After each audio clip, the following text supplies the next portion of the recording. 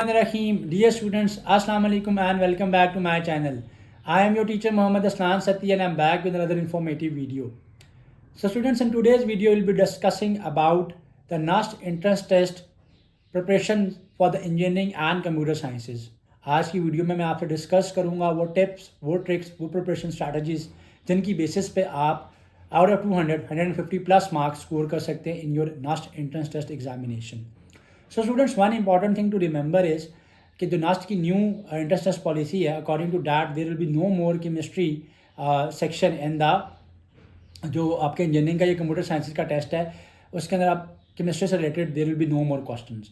So you will be having 50% of the questions from mathematics, 30% of the questions from physics and 20% of the questions from English.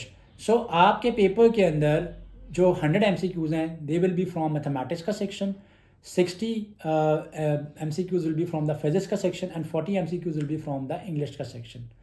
सो जब आपने अपनी preparation start करनी है तो आपने इसी वेटेज के बेसिस के ऊपर आपने जो है अपना टाइम जो है वो अलॉट करना है पर subject.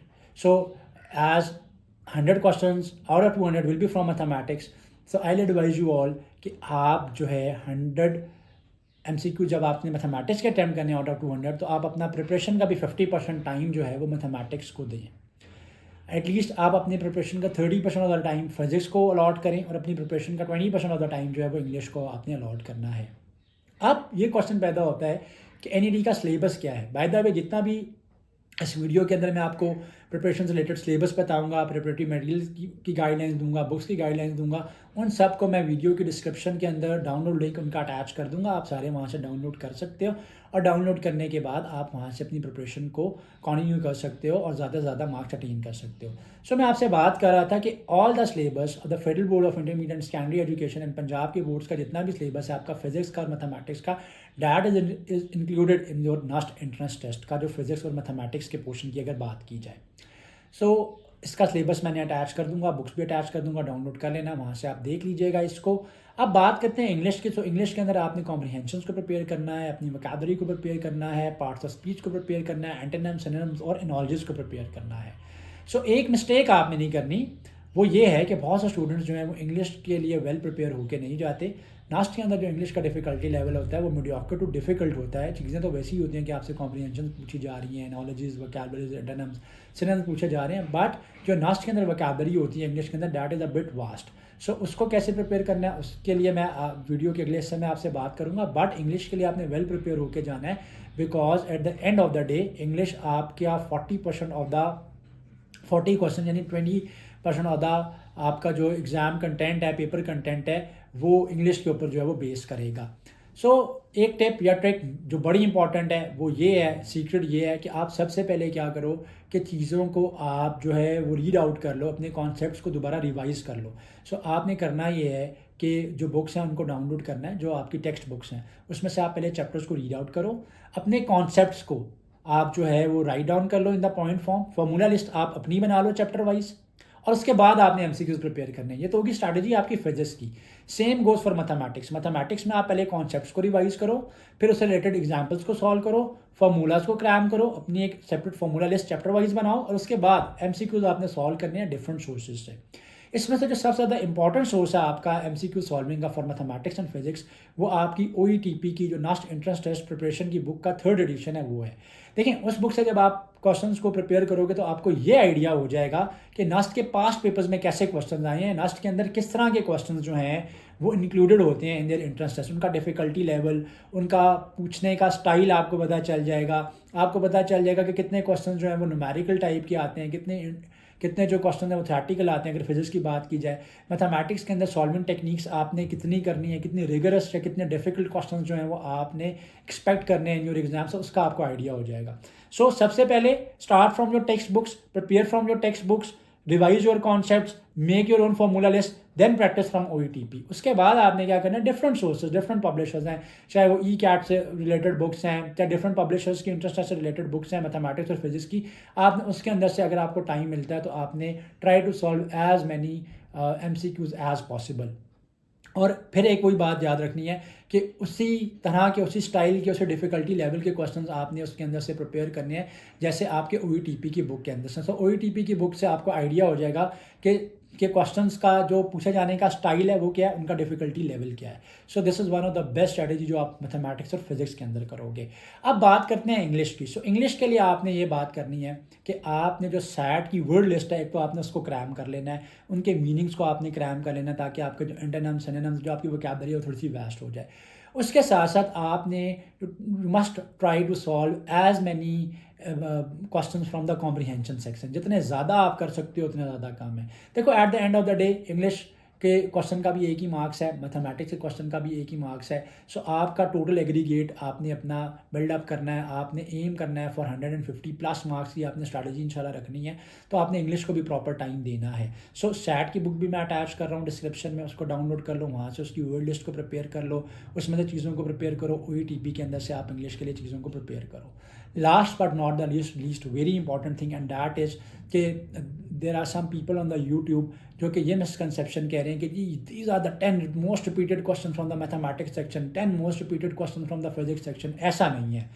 So being a NEST alumnus मैं आपको ये बात बताऊंगा कि नस्ट का जो एंट्रेंस टेस्ट होता है, नस्ट के टेस्ट के अंदर आपका एक पूल ऑफ क्वेश्चन होता है। अगर मैं कंप्यूटर बेस्ड NET की बात कर रहा हूँ, सो कंप्यूटर बेस्ड NET के अंदर the software has a pool of question. So उसमें से रैंडमली क्वेश्चन जो है वो आपकी स्क्रीन पे आते हैं, ऑल्दो डिफिकल्टी लेवल उनका सेम होता है। If during the same test slot 2 students are appearing for the same entrance test, यानी इंजीनियरिंग का दे रहे हैं या कंप्यूटर साइंसेज का दे रहे हैं या अकाउंटिंग एंड फाइनेंस का या सोशल साइंसेज का टेस्ट देना, तो टेस्ट उनका सेम आएगा।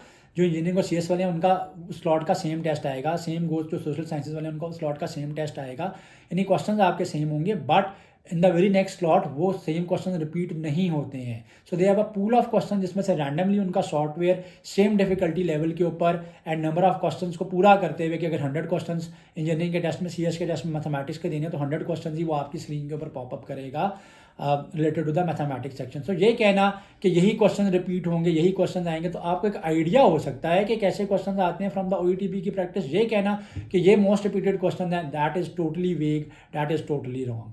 सेकेंडली, आप अपनी चीज़ों को प्लान आउट करो। आप ये देखो कि किन चीज़ों में आप ज़्यादा वीक हो, उन चीज़ों को आप ज़्यादा टाइम दो। जिन चैप्टर्स की आपको ज़्यादा प्रैक्टिस की ज़रूरत है आप उनको ज़्यादा टाइम दो।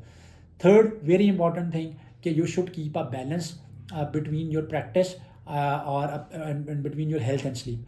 And very important tip that is कि whenever you are practicing MCQs, so note down your time. आप अपने फ़ोन के ऊपर, आप अपनी किसी और डिवाइस के ऊपर आप स्टॉप वॉच ऑन कर लो और आप ये देखो कि आप कितने टाइम में कितने MCQs जो है वो सॉल्व करो। This is very important.